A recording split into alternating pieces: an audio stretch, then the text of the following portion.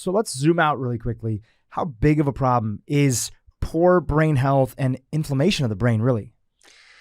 That is a very important question, because a lot of the diseases that we see that are causing disability, loss of productivity, loss of quality of life are brain disorders, whether it's anxiety, depression, the opioid epidemic, neurodegenerative diseases like Alzheimer's, Parkinson's, and all the cognitive disorders like ADHD, autism. These are all diseases of inflammation of the brain, and they're rampant. If you look, for example, just at depression, our modern tools really suck at treating it. I mean, if you have severe depression, sometimes medications can help. But for most people, you look at the data, maybe 30% effective, not much more than a placebo. And the question is, what's driving that problem? It's all our inflammatory lifestyle, which we've talked about a lot on the podcast. And it's one of the most important things. 1 in 4 people have a severe episode of depression in their life in the world.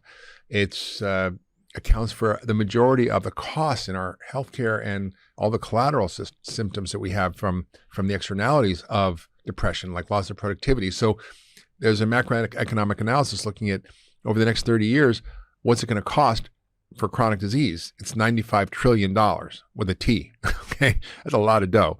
That's, way more than the GDP of the top nations in the world combined, probably twice that of all the top 6 nations combined.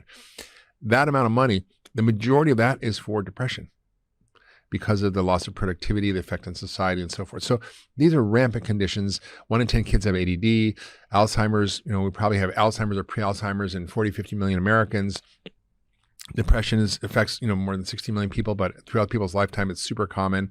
We're seeing rampant increases in autism, in neurodegenerative diseases. So we have to grapple with this problem of brain health in a more focused way, because it is the thing that we need to operate in our lives, to be happy, to have healthy relationships, to do the work we want to do in the world, to be a functioning member of society, to be engaged and not just be in a spiral of a near vegetative state, sitting on the couch watching TV because you feel like crap. So there is enormous opportunity to sort of pull the veil back and rethink our whole approach to brain health.